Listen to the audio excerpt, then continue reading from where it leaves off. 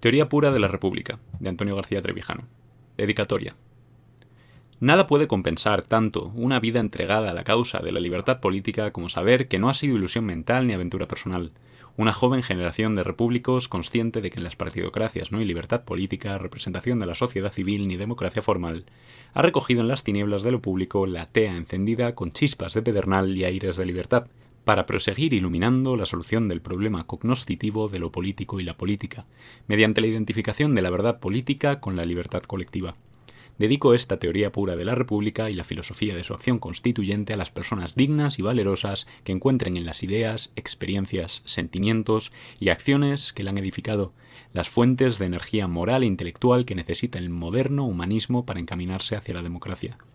Especialmente a los europeos que ponen y exponen la integridad de su ser en la causa de la libertad política contra las partidocracias, participando en movimientos de ciudadanos lúcidos, decididos a implantar en su país la República Constitucional.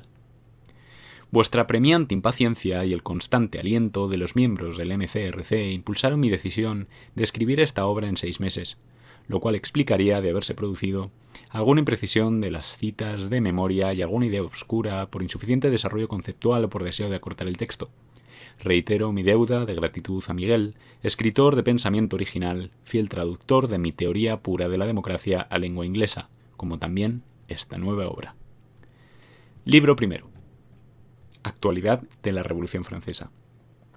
Hace poco más de 220 años, una imaginativa generación de ilustrados franceses se embarcó en la inaudita odisea de hacer, con una teoría filosófica, una revolución política más completa y comprensible que la monoteísta de Moisés. Pretendió dar un giro de 90 grados a la única relación de poder conocida hasta entonces por los hombres europeos, la revolución astronómica, sentido propio de la palabra revolución, de transformar la verticalidad del mando en horizontal obediencia. Cambiar la sociedad entre desiguales con relaciones de poder sobre el inferior en todas las escalas sociales por una sociedad de iguales sin más relaciones de poder que las establecidas en las leyes que ellos mismos se diesen. Quiso desnudar enteramente al individuo de todas sus herencias culturales y ataduras sociales, salvo las de propiedad, para descubrirlo de repente como formidable sujeto de razón y de voluntad, capaz de encontrar la felicidad para sí mismo y los demás a través de leyes universales que expresaran, con su concurso particular, el bien común y la voluntad general para definirlo y procurarlo. Las ideas y palabras que expresan hoy la vida del mundo político europeo provienen de aquella revolución que cambió el significado de las cosas públicas que revolucionaba y el sentido de las voces que las designaban. El uso de esos vocablos durante más de 200 años los ha llenado de significados distintos, a veces opuestos a los originales, que no permiten entender el lenguaje actual de la política. Esta es una de las razones por las que no hay ciencia política. Nada tiene, por ello, mayor actualidad que la necesidad de conocimiento de los problemas planteados y no resueltos por la Revolución Francesa. Otra razón es la falta de identificación y definición del objetivo irreductible de la representación política, que no puede ser confundido con el objetivo o finalidad de la acción política. Sin el descubrimiento del átomo y la célula no habría sido posible la construcción de las ciencias físicas o biológicas. Es evidente que si la política se encuadra dentro de las acciones humanas de carácter colectivo, el sujeto último y más pequeño de esa acción no puede ser el individuo, en tanto que persona aislada de las demás.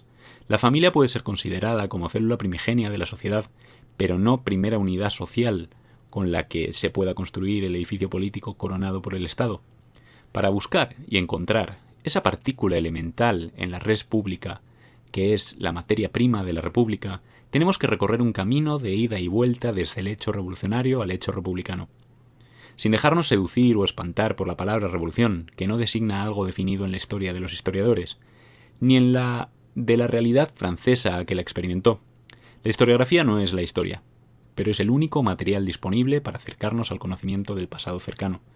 Pocos historiadores han investigado los hechos revolucionarios sin prejuicios ideológicos, y sin dar a lo pretérito el significado distópico que mejor se adecuaba a la ratificación de sus cosmovisiones del presente. Las ciencias antropológicas nos han acercado más al conocimiento de la prehistoria que la historiografía al de la historia. Cuanto más lejano sea el tiempo y el espacio de los acontecimientos relatados, mayor será la probabilidad de conocerlos por los residuos que nos han dejado. La historia menos fiable es la contemporánea, y la más falsa la del presente. La historia política que condiciona nuestras vidas es peor conocida que la del pasado yacente en los cementerios de la memoria y de las instituciones. Los hechos acaecidos en Grecia y Roma son más objetivamente conocidos que los sucesos revolucionarios de París y San Petersburgo. El modo más agudo de percibir los fenómenos del poder político, haber participado activamente en ellos, no está al alcance de todos los historiadores. La mejor historiografía de la Revolución Francesa está basada en el análisis e interpretación de los documentos que acreditan la veracidad de los hechos y en las creencias de los que los protagonizaron o comentaron en folletos y prensa de opinión. Tomar a esa historiografía como única fuente de verdad para el conocimiento de la Revolución Francesa sería una ilusión tan deformadora de la realidad revolucionaria como la de creer que las declaraciones de los actuales gobiernos europeos y las opiniones de los mejores periodistas son materia científica para deducir de ella la verdad sobre las causas de la corrupción política europea y de la crisis financiera y económica que el estado de partidos, partidocracia, ha provocado con su irresponsabilidad y ánimo de colusión con el oligopolio de las finanzas mundiales. Lo que en la historia de las revoluciones no es erudición de hechos suele ser mala novela de aventuras. En realidad, como se argumentará después, no hubo verdadera Revolución Francesa.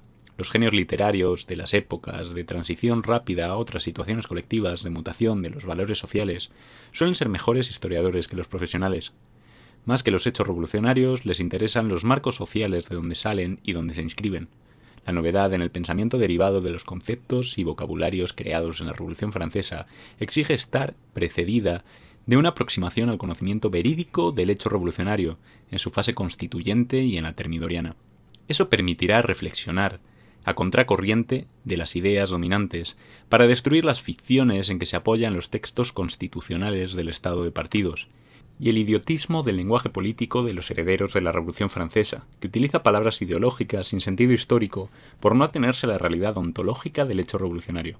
Newton, en 1686, había revolucionado la comprensión de los movimientos de la materia dividua, con el descubrimiento de la ley universal que los gobierna. Adam Smith, en 1776, acababa de revolucionar la comprensión de los movimientos de los individuos económicos con el descubrimiento de la ley general que los regula en el mercado, mediante la sabiduría de una mano invisible.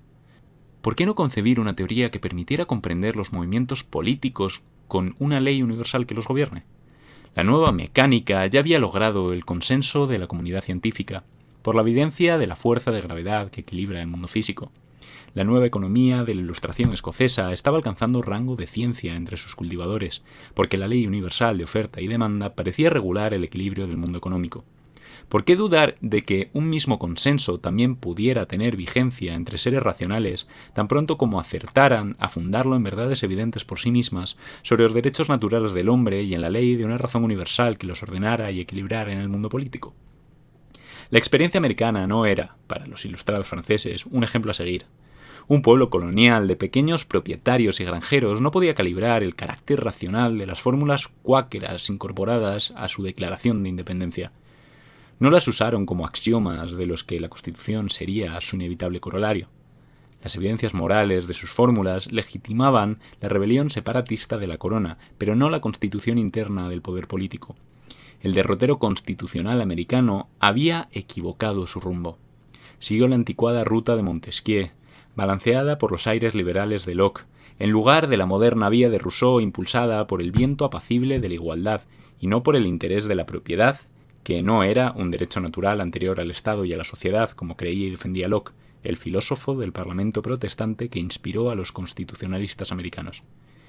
A pesar de la ardiente defensa que hizo el grupo americano dirigido por Lafayette, la mayoría de la Asamblea francesa no estimó que el antecedente republicano y federal de Estados Unidos era adecuado a un reino nacional sobrecargado de complejidades feudales y sociales, ni para el propósito de hacer una declaración de derechos ciudadanos de validez universal centrada en la soberanía del poder legislativo, en tanto que expresión de la voluntad general. Tampoco era imitable el modelo inglés idealizado por Montesquieu.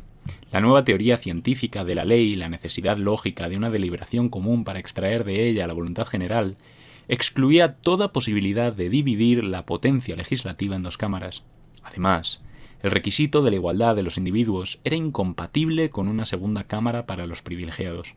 La Revolución Gloriosa, la reforma parlamentaria de la monarquía inglesa de 1688, precedida de una decapitación regicida y de una república dictatorial, tuvo que ir acompañada de un cambio de dinastía que nadie, salvo el duque de Orleans, deseaba en Francia. El grupo inglés, dirigido por Mounier, Lally Tollendal y Malouet, se debatió en la impotencia. Su recalcitrante insistencia fue aplastada el 10 de septiembre de 1789 por 849 votos en contra, 122 abstenciones y 89 votos favorables.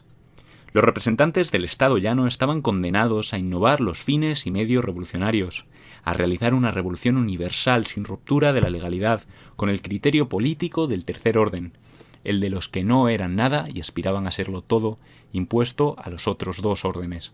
Había que procurar el reconocimiento mutuo entre dos soberanías, la que bautizó de nacional la Asamblea de Versalles el 17 de junio, única fuente de la ley, y la monárquica, limitada a ser un brazo ejecutor.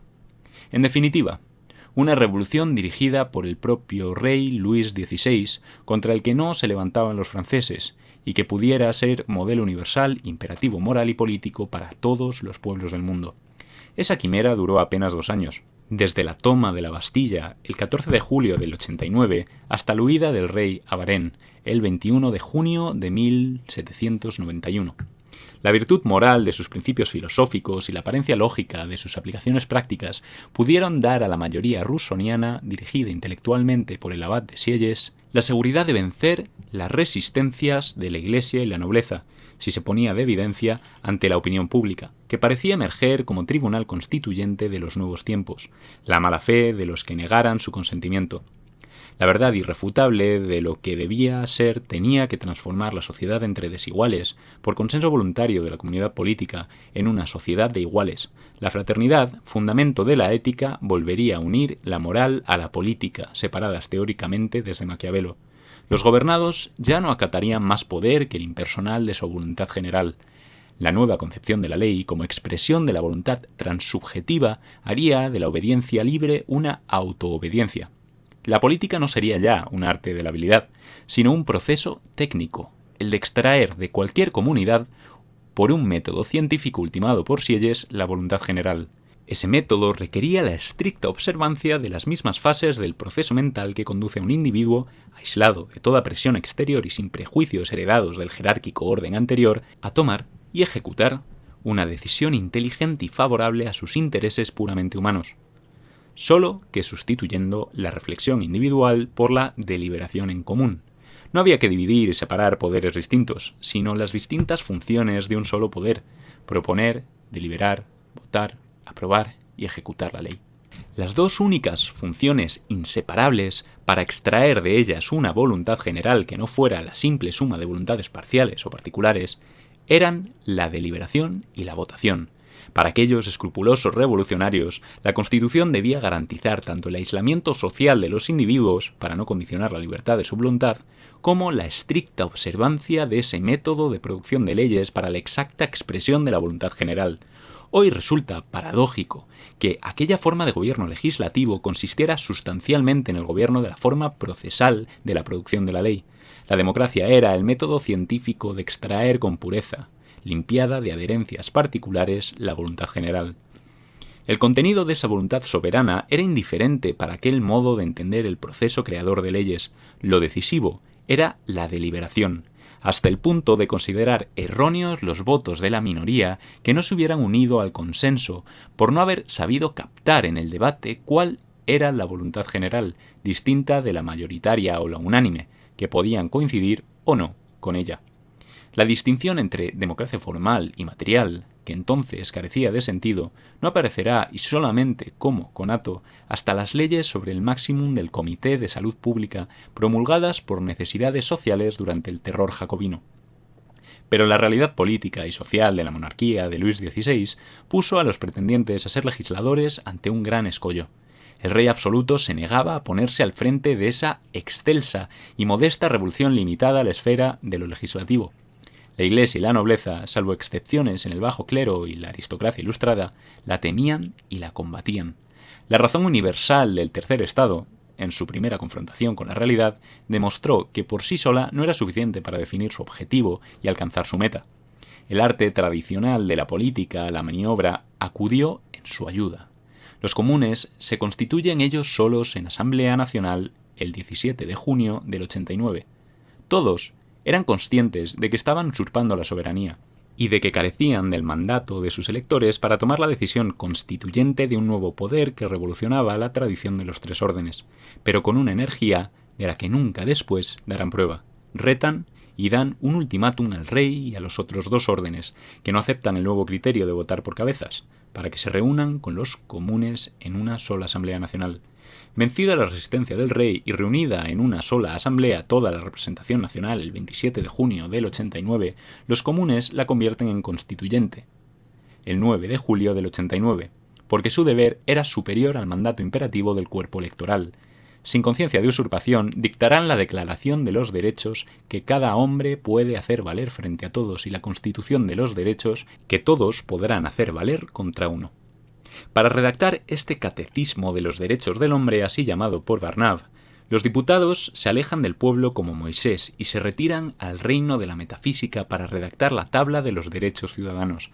Tan imbuidos estaban de su doctrina que empiezan a practicarla antes de que entrara en vigor. Una y otra vez rechazan las ansiosas peticiones del pueblo parisino para que lo dotasen de armas defensivas ante la marcha del ejército real sobre la capital. Su argumentación es impecable. El poder legislativo, que todavía no tienen, no debe interferirse en los asuntos del poder ejecutivo. Si París es ocupado por el ejército extranjero del rey, eso no es de la incumbencia de los legisladores universales de los derechos del hombre. Esta falta de sentido común acompañará siempre a los actores de los futuros acontecimientos. Solo descienden del Sinaí versallesco cuando el asustado soberano visita por sorpresa a los asustados líderes de los comunes el 15 de julio de 1789 y les invita a legitimar y santificar conjuntamente con un Te Deum los horribles crímenes de la Bastilla del 14 de julio, cometidos por unos cuantos elementos marginados de la sociedad en las cunetas de la historia. La nobleza y el clero renuncian al feudalismo para capitalizar sus manos muertas, el 4 de agosto, cuando el vandalismo de unas masas campesinas dominadas por el gran miedo, ante rumores de venganza de la aristocracia por los hechos criminales de la Bastilla, les hace suponer que sus privilegios peligraban. Por fin, después de 60 días y 60 noches, deciden suspender la redacción el 27 de agosto de la Declaración de los Derechos, que solo llegará a completarse después de que una espontánea y nutrida columna de 6.000 mujeres parisinas llegara a Versalles el 5 de octubre para arrancar al rey su consentimiento y obligarlo a trasladar su residencia desde el castillo de Versalles a las Tullerías de París. Dicho brevemente, una usurpación del poder constituyente por parte de los comunes y 3 movimientos violentamente espontáneos del instinto popular convirtieron un debate entre 1.200 metafísicos, como llamó Condorcet a los diputados, en una declaración de derechos espectacularmente revolucionaria, no tanto por su contenido, similar a la Declaración americana, como por el efecto conmovedor que produjo en todo el mundo europeo y, antes que en nadie, en el maravillado y estupefacto pueblo francés. Los diputados creyeron haber terminado con esta declaración una revolución que realmente no había comenzado. La religión, la filosofía y la ciencia, unidas como en tiempos de Moisés, reclamaron la fundación de un nuevo orden político en la tierra prometida de la ley vislumbrada para toda la humanidad por los derechos naturales del ser humano, no necesitados de ser compensados con una declaración de deberes. La ley de la voluntad general, tan universal como la de la gravedad y la del mercado, tan exacta como un teorema matemático, conduciría a la felicidad política en la tierra de promisión de los comunes, del mismo modo que las leyes de la naturaleza llevaban al conocimiento científico de la verdad. Para el optimista filósofo y matemático Condorcet, una buena ley lo es para todos los hombres como una proposición es verdadera para todos. El debate sobre los derechos del hombre se clausuró el día 26 de agosto con esta frase de Barrère: el principio de distinción y distribución de poderes es para la Constitución pública lo que la gravitación newtoniana al sistema del mundo. Más tarde, un día antes del 9 de Thermidor, Robespierre dirá en la Convención que la francesa ha sido la primera revolución fundada sobre la teoría de los derechos de la humanidad. La primera, no la última. Lenin y Trotsky emprenderán en 1917 la también desventurada odisea de hacer una revolución política, universal y permanente para demostrar la validez científica de la teoría del socialismo marxista y acelerar el curso de la historia adelantando el ineluctable acceso al poder de la clase obrera. Los crueles experimentos de la historia han rebatido falseado las dos teorías universales de la revolución. cuyo rotundo fracaso se ha tenido que disimular con la eficacia del subproducto engendrado con ellas, oligocracia de la clase política, al oeste, y la dictadura de la clase burocrática, al este, hoy fundidas en el genérico estado de partidos. Afortunadamente, las otras dos modestas revoluciones locales, empíricas y pragmáticas continúan manteniendo la buena salud de los dos cuerpos políticos más avanzados de la civilización anglosajona. Únicas sociedades civiles que permanecieron inmunes al virus totalitario y que producen el rechazo orgánico del virus oligárquico conllevado en las listas de partido con criterios representativos de la irrepresentación proporcional. La Declaración de los Derechos Ciudadanos no era una idea nueva. Utopistas y filósofos habían imaginado antes cosas parecidas. La Declaración americana decía casi lo mismo, pero con otro sentido.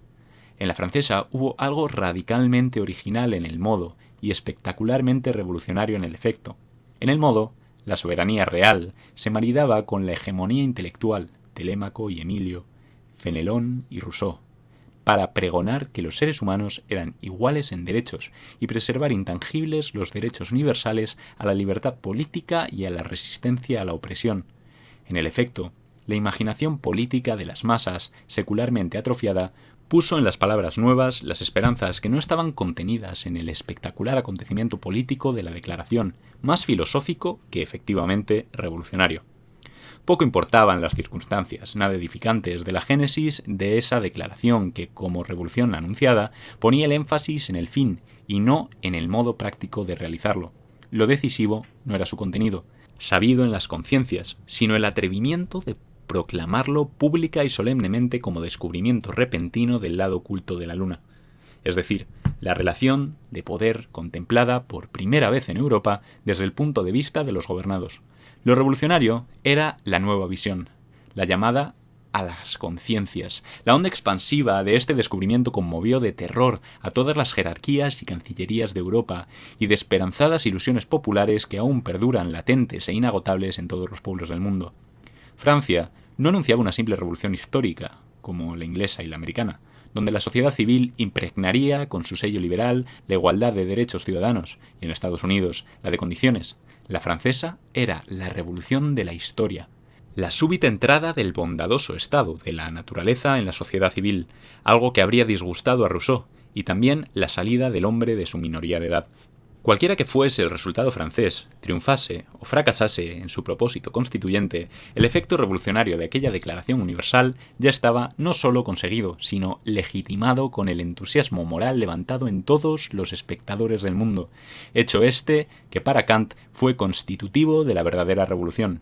Pero el fracaso total en su realización práctica no fue indiferente para la suerte política de las futuras generaciones del continente europeo, como no lo es tampoco para las actuales, el conocimiento de las causas de aquella tragedia que malogró, en el teatro de los acontecimientos, las esperanzas de emancipación, no tan solo para el pueblo francés en particular, sino para todos los pueblos.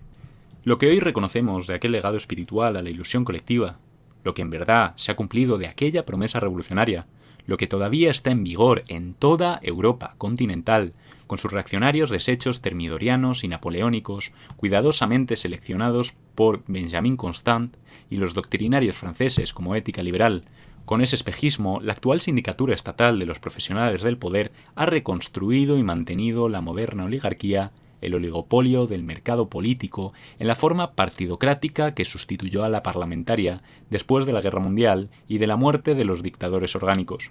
No hay, por eso, empresa intelectual de mayor interés que la de indagar la causa primordial del fracaso constituyente de aquella Declaración de Derechos del Hombre, tan efectivamente revolucionaria como inoperante en las constituciones europeas que dicen o creen inspirarse en ella.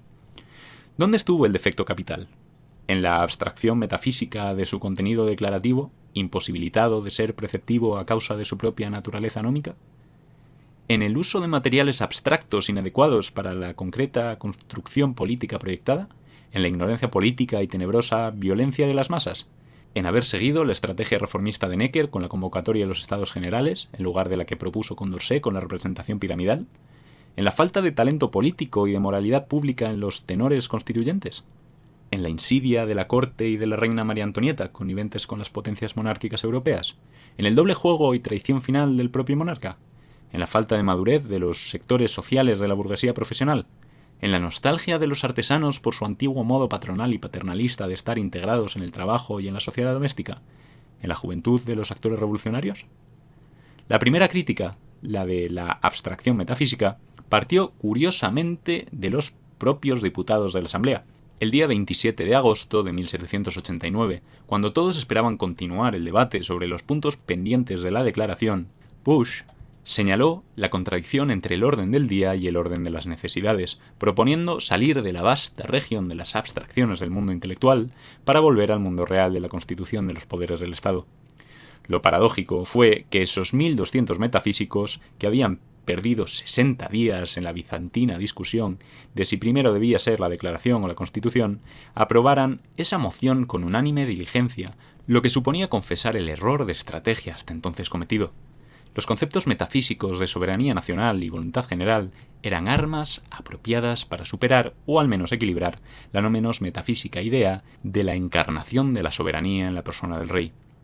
También sirvieron para ocultar con velos filosóficos el golpe de mano de la usurpación del poder constituyente por los diputados del tercer estado. La segunda objeción, haber empleado materiales inadecuados, pues no se trataba de construir sobre un solar, como los americanos, sino de reformar un antiguo palacio, tampoco es pertinente.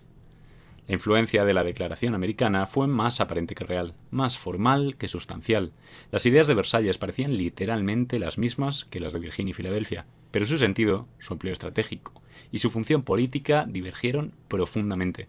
Si los americanos utilizaron la elevación moral para vencer, los franceses usaron la elevación intelectual para convencer. Los primeros pronunciaron arengas para entrar, sin componendas, en un combate decisivo del que salir victoriosos. Los segundos se enredaron con retóricas discursivas para salir comprometidos de un debate abstracto. Los colonos hicieron un llamamiento a la movilización popular. Los intelectuales invocaron más altamente a la razón para alejarse del pueblo. Los americanos sabían que la Constitución tenía que reflejar la modificación de la relación de fuerzas, una vez derrotada y expulsada la soberanía del monarca inglés. Los franceses creían que la realidad social y política sería reflejo natural de la Declaración, porque ésta era a su vez el reflejo de la razón universal. Aquellos fueron realistas, estos ilusos. Los derechos naturales del hombre fueron para los americanos un medio de corregir los defectos de su primera constitución, la segunda, y las enmiendas de 1791 introdujeron el mando y la responsabilidad personal del sistema presidencial, junto con la idea realista de que todo poder abusa si no está frenado por otro poder. En cambio, los derechos naturales fueron para los franceses la finalidad constitucional del poder legislativo, bajo la idea optimista de que por principio y naturaleza la Sagrada Asamblea de la representación popular no podía abusar de su poder y solo emitiría leyes justas. El órgano, la Asamblea, era tan sagrado como su producto, la ley. La más injusta objeción contrarrevolucionaria atribuye el fracaso revolucionario a la falta de madurez y de experiencia de la libertad, en un pueblo sometido durante varios siglos a una monarquía absoluta. Quien contesta es Kant. Abro comillas. Confieso no poder hacerme muy bien a esta expresión que usan los hombres sensatos. Un cierto pueblo, tratando de elaborar su libertad legal, no está maduro para la libertad. Los siervos de la tierra no están maduros para la libertad, y tampoco los hombres están todavía maduros para la libertad de conciencia. En una hipótesis de este género, la libertad no se producirá jamás, porque no se puede madurar para la libertad si no se ha sido puesto previamente en libertad. Cierro comillas. Sin tener en cuenta que desde las primeras elecciones revolucionarias ya se distinguió entre ciudadanos activos y pasivos, la misma hipótesis contrarrevolucionaria fue empleada luego contra el sufragio de los no propietarios, de los no contribuyentes y de las mujeres, así como contra la emancipación de los esclavos, contra la independencia de las colonias y, todavía hoy, contra la auténtica democracia formal y el sistema electoral de libres mayorías sin censo previo de elegibles en listas de partido. Las constituciones que imponen el sistema electoral de listas de partidos, elaboradas por una docena de personas, demuestran la desconfianza que la clase política tiene en el pueblo objeto, al que tanto halagan antes y después de las elecciones por la madurez demostrada en cada una de ellas. Los hechos históricos no ratifican esta interpretación reaccionaria del fracaso de la revolución por una supuesta inmadurez del pueblo francés. Antes de la huida de Luis XVI, las masas populares habían tenido más instinto de la libertad y más sentido político que la Asamblea. Sin la Bastilla, sin los amotinamientos campesinos del Gran Miedo y sin la marcha de las mujeres parisinas a Versalles, no es posible imaginar siquiera la abolición del feudalismo, que no estaba en el programa de la Asamblea, ni la aprobación por el rey de la Declaración de Derechos.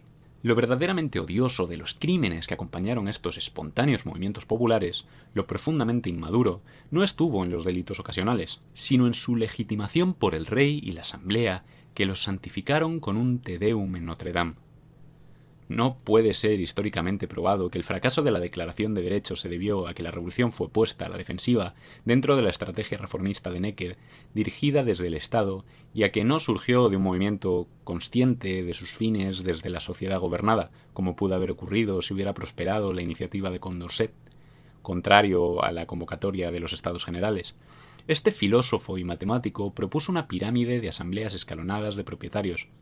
Lo que sí está probado es que Luis XVI dio la primera estocada y la última puntilla en la Constitución del 91. Las dos últimas hipótesis, el defecto de condiciones subjetivas, se reducen en realidad a la falta de talento de los constituyentes. La simulación de Luis XVI estuvo fomentada por la táctica de la ficción de la Asamblea, empeñada en salvar la monarquía, creando ante la opinión pública la imagen de un rey cuyo corazón deseaba regenerar su reino, pero cuya cabeza seguía los perversos consejos de la corte y la aristocracia.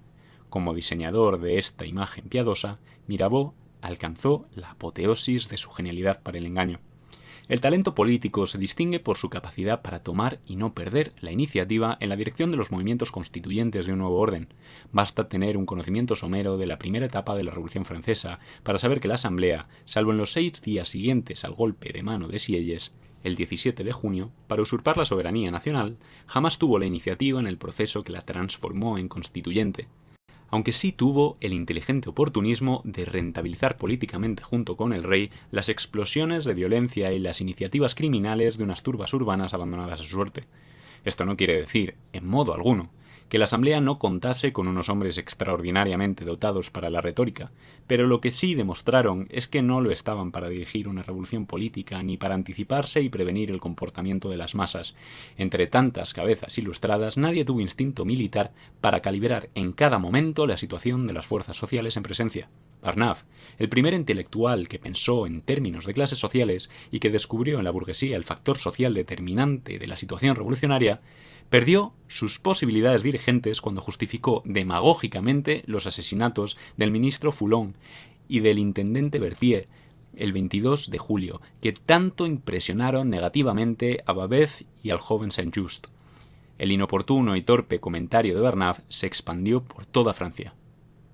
¿Es que su sangre era tan pura? La Asamblea Constituyente fue víctima de la brillante y profunda inmoralidad sin fondo de Mirabeau, adorado y aplaudido y no seguido, de la enfermiza vanidad, pavor al pueblo, dogmatismo intelectual y oportunismo personal del abad de Sieyes, seguido y no aplaudido, de las intrigas y maniobras estériles del duque de Orleans, ni aplaudido ni seguido, del formalismo jurídico del honrado Mounier, respetado y abandonado, y de la manía de grandeza y mediocre inteligencia de Lafayette, admirado, querido y no escuchado. La comparación entre los tenores políticos de la Asamblea y los talentos de la Revolución Americana, Washington, Jefferson, Adams, Hamilton, Madison, induce a pensar en una causa social que explique el defecto de condiciones subjetivas para la acción política revolucionaria tanto en la etapa reformista del Estado como en la fase convulsiva de la Revolución. Los prohombres del 89 revelaron la misma clase de insensibilidad para percibir las relaciones sociales de fuerza, la misma dificultad de adaptación a la nueva situación que la ostentosamente mostrada por la típica figura del indiano en su país de origen, en contraste con el dominio de las situaciones que caracterizó al criollo norteamericano. Los autores de la Declaración Francesa actuaron como el indiano que regresa a los suyos para entrar en sociedad con el estatuto adecuado a su reciente riqueza. Renegaron de la condición heredada. Emigraron a un estado de naturaleza donde todos los seres tenían iguales derechos a la libertad y a la propiedad.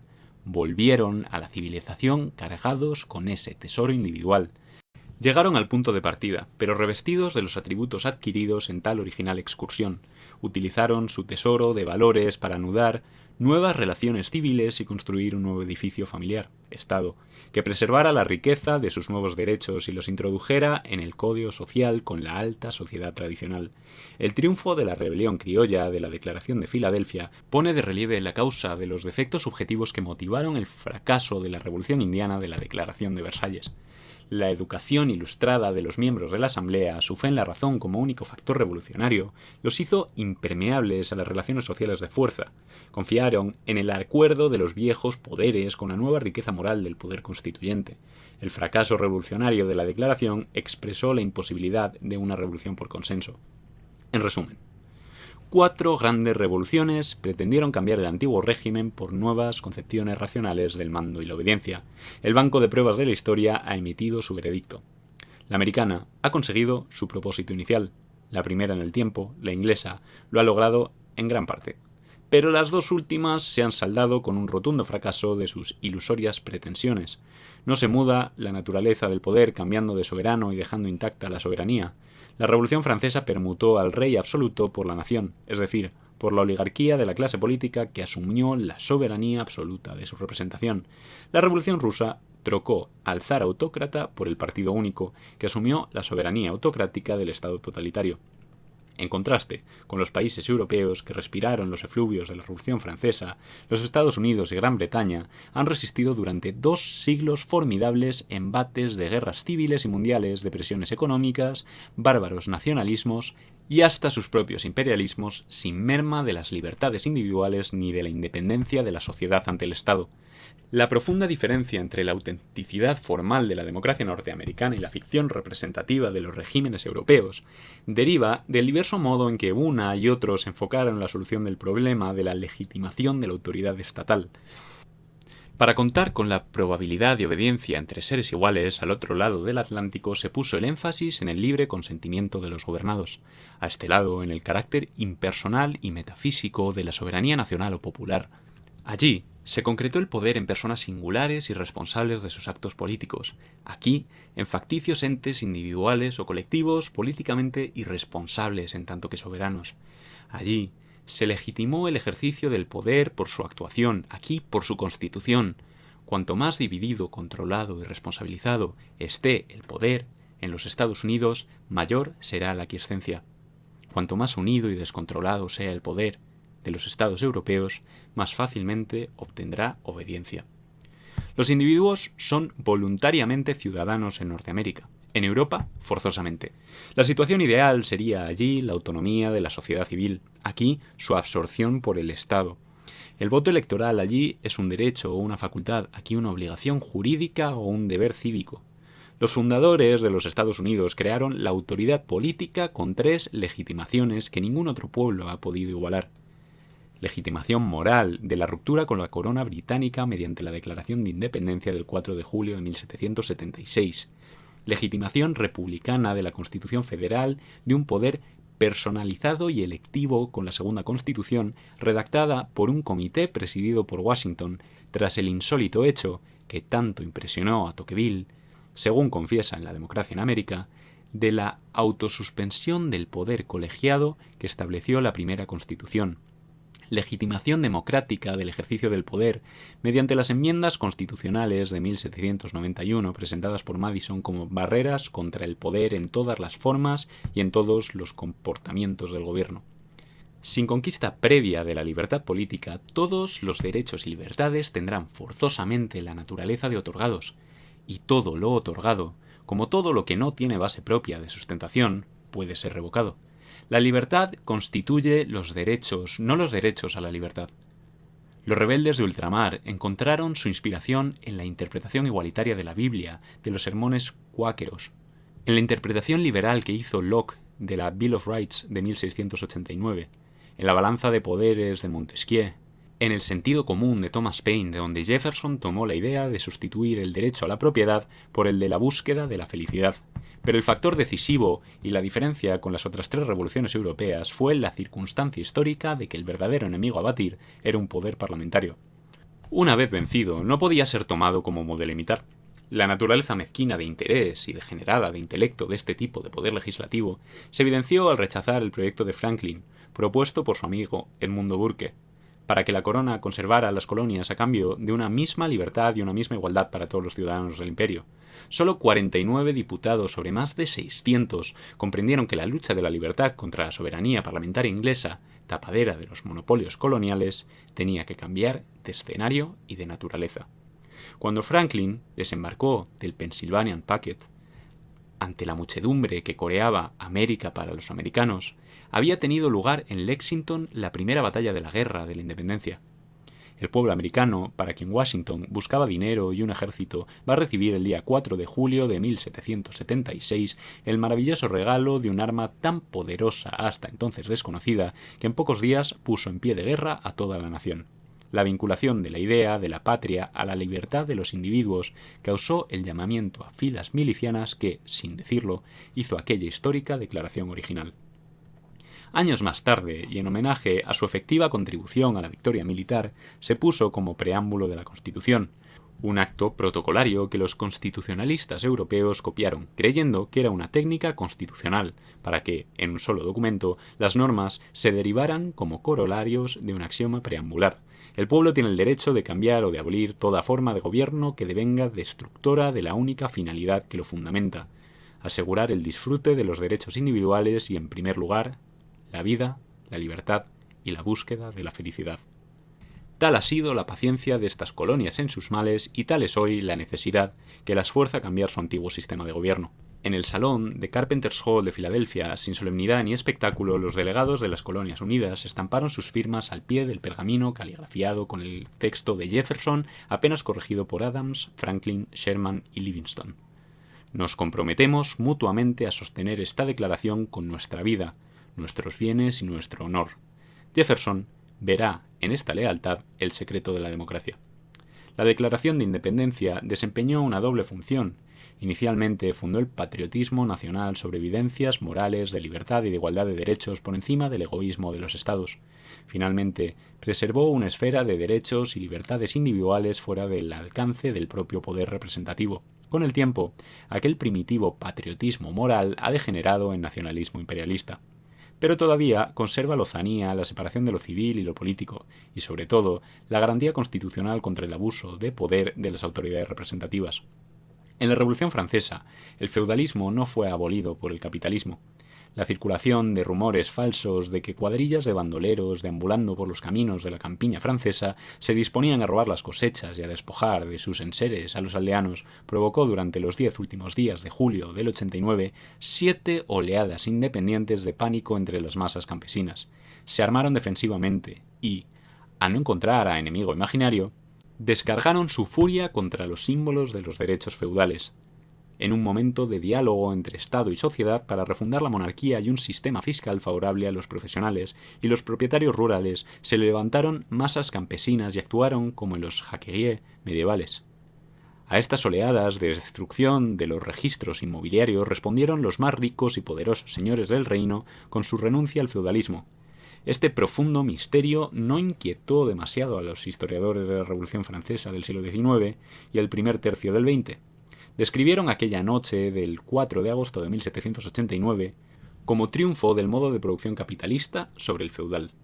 Los grandes acontecimientos colectivos del pasado son generalmente explicados como actos personales impulsados por sentimientos individuales de nobleza, historia heroica, por las ideas generales de cada época, historia política, por las cristalizaciones de series cuantitativas de pequeños hechos acumulables, historia económico-social, por el desarrollo del espíritu objetivado de los pueblos, historia dialéctica, o por los intereses materiales de las clases sociales, historia determinista. Ninguno de estos métodos de investigación ha dado cuenta cabal de la realidad englobada en el recipiente que pretende contener la Revolución Francesa. Cada ideología encuentra en él lo más afín a ella. Fuera de las revelaciones religiosas sobre la naturaleza caída del hombre y su redención por el perdón o la gracia, solo algunos grandes genios como Rousseau y Freud se atrevieron a remontar el curso histórico del pecado hasta llegar al inocente hombre natural o a la conciencia insoportable de la primera culpa parricida, de donde surgiría el estado de sociedad o de civilización mediante un pacto social o consenso unánime de renuncia libremente sublimada a la libertad natural. Pero utilizar estas dos poesías antropológicas para dar razón de los hechos contemporáneos sería tan iluso como explicar la evolución biológica de las especies mediante herencia en cada generación de los caracteres adquiridos por la antecedente. Pese a ello, el psicoanálisis del inconsciente colectivo ha sido intentado, sin éxito, por algunos historiadores de la Revolución Francesa. No es extraño que Furet y Guichet tuvieran que retirar en la reedición de la Revolución Francesa los textos dedicados a esa insensata aventura intelectual. El pecado francés no fue de regicidio. Tal vez tuvo carácter edípico el voto del duque de Orleans, pero la decisión de condenar y ejecutar a Luis XVI estuvo motivada en razones de estrategia ante la amenaza de la invasión militar contenida en el manifiesto del duque de Brunswick. De buscar otras motivaciones en aquella dramática votación, tendría más fundamento enfocar la atención hacia el hecho, cuestión ni siquiera explorada, de que los regicidas fueron los mismos que 6 meses antes, para no deponer al rey, cuando huyó hacia la frontera donde lo esperaba el ejército enemigo, inventaron la irresponsable ficción de que no estaba huido, sino raptado. Solamente Robert, Condorcet, Paine y el Club de los Cordeliers tuvieron el coraje y la dignidad de decir la verdad al pueblo. Precisamente, los mismos diputados que después votaron contra la condena de muerte de Luis XVI y propusieron su destierro a Florida. Tan gravísima traición al pueblo, formalizada en un decreto de la Asamblea Constituyente, fue el cemento que fraguó, por primera vez en la historia, el bloque de una clase política como realidad social contraria e incompatible con el interés popular. La revolución fue iniciada contra la traición de la representación. Como enseguida se verá, no fue la toma de la Bastilla, sino esta traición de los diputados a sus representados lo que constituyó el hecho original que, por su estricta naturaleza política, puede ser considerado determinante de la transformación del espíritu de reforma que imperaba desde la convocatoria de los Estados Generales en espíritu revolucionario del pueblo parisino que, enteramente dominado por el espíritu de sospecha, nunca más daría su confianza a la representación política. La Revolución Francesa tenía, sin duda, causas lejanas y profundas, pero la forma particular que revistió a partir de la Gran Mentira, los asaltos violentos de las masas de los suburbios y secciones urbanas de París a la sede de la Asamblea y la Convención, siempre estuvieron impulsados por la sospecha de traición. La historia de los acontecimientos fue una monótona repetición de la desconfianza de los gobernados en todas las materias tratadas por gobiernos de facción, desde el plan a la guerra.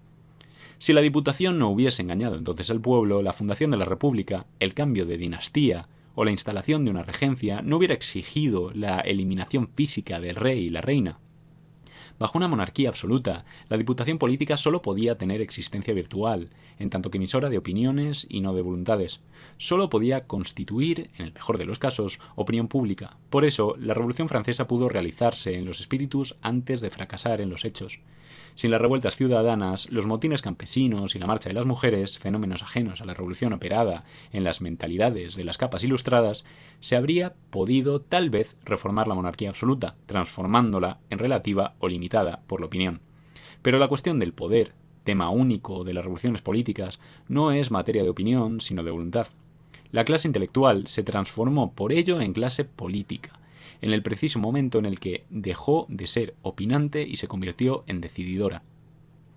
En su primer acto de voluntad, perdió la inocencia. Cayó en la culpa original de querer ser como el soberano, saborear la fruta prohibida, ser legisladora, pues la ley es una simple opinión a la que una voluntad de poder externa comunica fuerza coactiva.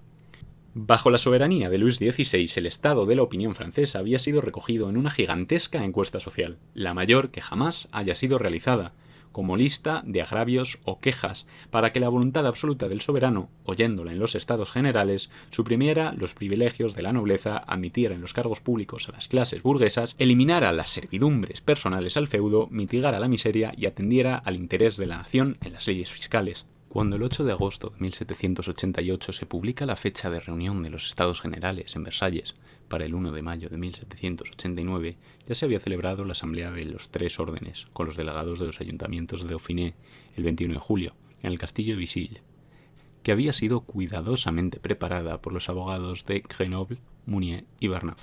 Además de reclamar el restablecimiento de los estados provinciales y la inmediata convocatoria de los generales, lo acordado en aquella reunión, la igualdad del número de miembros del tercer estado con la suma de los miembros del clero y la nobleza, rebasaba los límites de lo que el equilibrio de la monarquía absoluta podía tolerar.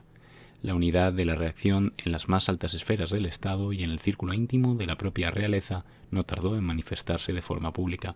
El Parlamento de París y la Asamblea de Notables reunida por Necker el 6 de noviembre de 1788 decidieron que los Estados Generales serían compuestos en la forma observada en 1614, sin doblar los diputados del tercer orden y no votando por cabezas sino por órdenes, pero la presión de la facción llamada Patriota o Nacional, Sociedad de los 30, Club de Valois, Condorcet, Brissot, Duque de Orleans, Lafayette, Mirabeau, Sieyès, Talleyrand, obligó a Necker y al Parlamento de París a consentir la duplicación de los votos del tercer estado. El día 12 de diciembre de 1788, el conde de Artois, el príncipe de Condé, el duque de Borbón, el duque de Enghien y el príncipe de Conti dirigieron a Luis XVI un mensaje sobre el peligroso estado inestable de la situación política, causado por la aparición de un nuevo fenómeno revolucionario, la opinión. Sire, el Estado está en peligro. Una revolución se prepara en los principios de gobierno. Está conducida por la fermentación de los espíritus. Instituciones reputadas sagradas por las que esta monarquía ha progresado durante tantos siglos son convertidas en cuestiones problemáticas o incluso denunciadas como injusticias. Todo autor se erige en legislador. Quien quiera que lance una proposición intrépida, quien quiera que proponga cambiar las leyes, está seguro de tener lectores y sectarios. Tal es el desdichado progreso de esta efervescencia, que las opiniones que habrían parecido hace poco tiempo las más reprensibles, hoy parecen razonables y justas, y lo que indigna hoy a las gentes de bien pasará tal vez por ser regular y legítimo en algún tiempo. ¿Quién podrá decir dónde se detendrá la temeridad de las opiniones?